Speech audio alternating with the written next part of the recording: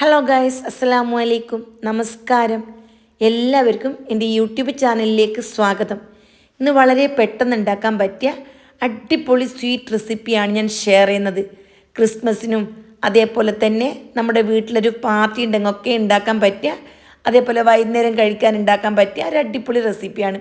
വളരെ സിമ്പിളാണ്. ഇതിനു വേണ്ടി 2 ക്യാരറ്റ് എടുത്തിട്ട് നല്ലപോലെ ഒന്ന് ഗ്രേറ്റ് ചെയ്തെടുക്കണം. ഇനി ഈ ക്യാരറ്റ് നന്നായിട്ടൊന്ന് റോസ്റ്റ് ചെയ്തെടുക്കണം. അപ്പം ഞാൻ നെയ്യിലാണ് റോസ്റ്റ് ചെയ്തെടുക്കുന്നത്. അപ്പോൾ ആദ്യം തന്നെ ഇതിലേക്ക് ആവശ്യത്തിന് നെയ്യ് ഒഴിച്ചു കൊടുക്കാം. നെയ്യ് നിങ്ങൾക്ക് എത്രത്തോളം വേണം അതിനനുസരിച്ച് ചേർത്ത് കൊടുക്കാം. ഞാനിവിടെ 2 ടീസ്പൂൺ നെയ്യാണ് ചേർത്ത് കൊടുക്കുന്നുള്ളത്. ഇവിടെ നെയ്യെല്ലാം നല്ലപോലെ ചൂടായി വരുന്നുണ്ട്. ഈ സമയം ഇതിലേക്ക് കുറച്ച് കാഷ്യൂനട്ട് ഇട്ട് കൊടുക്കണം. കാഷ്യൂനട്ടോ കിസ്മിസോ ബദാമോ എന്താണ് നിങ്ങളുടെ കയ്യിലുള്ളത് അത് ചേർത്ത് കൊടുത്താൽ മതി. ഇനി മീഡിയം ടു ലോ ഫ്ലെയിം ആക്കിയതിന് ശേഷം കരിഞ്ഞു പോകാണ്ട് ഫ്രൈ ആക്കി എടുക്കാം. നട്സ് ഉണ്ടല്ലോ, കൂടുതൽ ചേർത്താൽ കൂടുതൽ ടേസ്റ്റി ആയിരിക്കും, കുഞ്ഞുങ്ങൾക്കും ഇഷ്ടപ്പെടും. പിന്നെ വേണ്ടത് ഒരു ചെറിയ മുറി തേങ്ങയാണ്. അത് ചിരവി ഞാൻ ഇതിലേക്ക് ഇട്ട് കൊടുത്തിട്ടുണ്ട്. ഈ നെയ്യിൽ നന്നായിട്ട് മൂപ്പിച്ചെടുക്കണം. വലിയ മുറിയാണെങ്കിൽ ഒരു മുറിയുടെ പകുതി തേങ്ങ മതി. തേങ്ങ നല്ലൊരു മൂത്ത മണം വരും, അതുവരെ വഴറ്റിയെടുക്കണം. തീ കൂട്ടി കൊടുക്കണ്ട, ചെറിയ തീയിൽ മൂപ്പിച്ചെടുത്താൽ മതി. തേങ്ങൻ്റെ കളറിൽ നന്നായിട്ടൊന്ന് ചേഞ്ചായി വരുന്നുണ്ട്. ആ ഒരു സമയം നമുക്കിത് വേറൊരു പാത്രത്തിലേക്ക് മാറ്റാം. അപ്പോൾ ഇത്രയേ ഉള്ളൂ. വളരെ സിമ്പിളാണ്. ഉണ്ടാക്കി കഴിഞ്ഞാൽ കഴിക്കാൻ ഭയങ്കര ടേസ്റ്റാണ്. ഇനി വെജിറ്റബിൾസും അതേപോലെ ഫ്രൂട്ട്സ് എല്ലാം കഴിക്കാൻ മക്കൾക്ക് വലിയ മടിയാണ്. അങ്ങനെയുള്ള മക്കൾക്ക് ഇങ്ങനെ ഉണ്ടാക്കി കൊടുത്താൽ ഭയങ്കര ടേസ്റ്റി ആയിട്ട് കഴിക്കും, നല്ല ആസ്വദിച്ച് കഴിക്കും. ഇനി ഇതേ പാനിൽ കുറച്ച് നെയ്യ് ഒഴിച്ചിട്ട് നമ്മൾ ഗ്രേറ്റ് ചെയ്ത് വെച്ചിരിക്കുന്ന ക്യാരറ്റ് ഉണ്ടല്ലോ അതും കൂടി നന്നായിട്ട് മൂപ്പിച്ചെടുക്കണം. മീഡിയം ടു ലോ ഫ്ലെയിമിലാക്കിയതിന് ശേഷം ഒരു 4 മിനിറ്റ് നല്ല പോലെ മൂപ്പിച്ചെടുക്കണം. ഇതിൻ്റെ കളറെല്ലാം ചേഞ്ചായി വെള്ളമൊക്കെ വറ്റി നല്ലൊരു മണം വരും. ആ രീതിയിൽ വഴറ്റിയെടുക്കണം. പിന്നെ ഇത് വഴറ്റിയെടുക്കുമ്പോൾ കരിഞ്ഞു പോകാതിരിക്കാൻ ശ്രദ്ധിക്കണം. തീ കൂടി പോകാതിരിക്കാനും ശ്രദ്ധിക്കണം. തീ കൂടിപ്പോയാൽ നമ്മൾ വിചാരിച്ച രീതിയിൽ ഇത് കുക്കായി കിട്ടില്ല.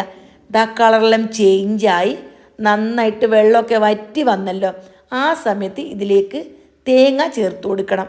തേങ്ങ ഓൾറെഡി നല്ലപോലെ വറുത്ത് വെച്ചിരിക്കുന്ന തേങ്ങയാണ്. പിന്നെ ഇതിലേക്ക് പഞ്ചസാര ചേർത്ത് കൊടുക്കണം. ഞാനിവിടെ 4 ടേബിൾ സ്പൂൺ പഞ്ചസാരയാണ് ചേർത്ത് കൊടുത്തിട്ടുള്ളത്. ആദ്യം 3 ടേബിൾ സ്പൂൺ ചേർത്ത് കൊടുത്തു. പിന്നീട് മധുരം തികയാതിരിക്കുമ്പോൾ ഞാൻ 1 സ്പൂണും കൂടി ചേർത്തിട്ടുണ്ടായിരുന്നു. അപ്പോൾ ഒരു മീഡിയം മധുരം മതിയെങ്കിൽ ഇതേ 3 സ്പൂൺ തന്നെ മതി. ഇനി അല്പം മധുരം വേണമെന്നുണ്ടെങ്കിൽ 4 സ്പൂൺ ചേർത്ത് കൊടുക്കണം.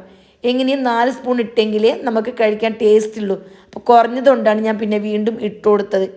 ഇനി അതിനേക്കാളും മധുരം വേണമെന്നുണ്ടെങ്കിൽ പിന്നീടും കൂട്ടി കൊടുക്കാം. ഓക്കെ അല്ലേ? ഇനി ഈ പഞ്ചസാര ഉണ്ടല്ലോ ഇതിൽ കിടന്ന് മെൽറ്റ് ആവണം. പഞ്ചസാര എല്ലാം മെൽറ്റ് ആകുമ്പോൾ നല്ലൊരു ഫ്ലേവർ വരും. ഈ ഒരു ഫ്ലേവർ വരുന്ന രീതിയിൽ വഴറ്റിയെടുക്കണം. ഇനി തീ കൂടുതൽ വേണ്ട, തീയെല്ലാം ഒരു മീഡിയം ലോ ആക്കിയാൽ മതി. ഇത്രയേ ഉള്ളൂ. കൂടുതൽ ജോലിയില്ല, കൂടുതൽ ടൈം വേണ്ട, പെട്ടെന്ന് ഉണ്ടാക്കാൻ പറ്റുന്ന മക്കൾക്ക് കൊടുക്കാൻ പറ്റിയ അടിപൊളി ഐറ്റമാണ്. കാഷ്യൂനട്ടും കിസ്മിസും ബദാമും നമ്മൾ എന്താണ് ഫ്രൈ ചെയ്ത് വെച്ചിരിക്കുന്നത് ഒക്കെ ഇതിൽ ചേർത്ത് നമുക്ക് സെർവ് ചെയ്യാം. അടിപൊളി ടേസ്റ്റാണ്, നല്ലൊരു ഫ്ലേവറാണ്. ഇനി വേണമെന്നുണ്ടെങ്കിൽ ഇതിലേക്ക് കുറച്ച് ഏലക്കാപ്പൊടി ചേർത്ത് കൊടുക്കാം. അല്ല എന്നുണ്ടെങ്കിൽ വനില എസൻസ് 1/2 ടീസ്പൂൺ ചേർത്ത് കൊടുക്കാം. അപ്പോൾ ഫ്ലേവർ അതിൽ ചേഞ്ച് വേണമെന്നുണ്ടെങ്കിൽ മാത്രം ചേർത്ത് കൊടുത്താൽ മതി. ഞാനിപ്പോൾ ഒന്നും ചേർത്തിട്ടില്ല. ഇവിടെ അടിപൊളി സ്വീറ്റ് റെസിപ്പി റെഡി ആയിട്ടുണ്ട്. തീർച്ചയായിട്ടും എല്ലാവരും ഈ സിമ്പിൾ റെസിപ്പി ഉണ്ടാക്കിയതിന് ശേഷം നിങ്ങളുടെ വിലയേറിയ ഉപദേശങ്ങളും നിർദ്ദേശങ്ങളും അറിയിക്കണം. വീഡിയോ ഇഷ്ടമായാൽ ഇപ്പോൾ തന്നെ ഒരു ലൈക്കും കൂടി ചെയ്യുക. അപ്പോൾ വീണ്ടും കാണാം. Bye bye.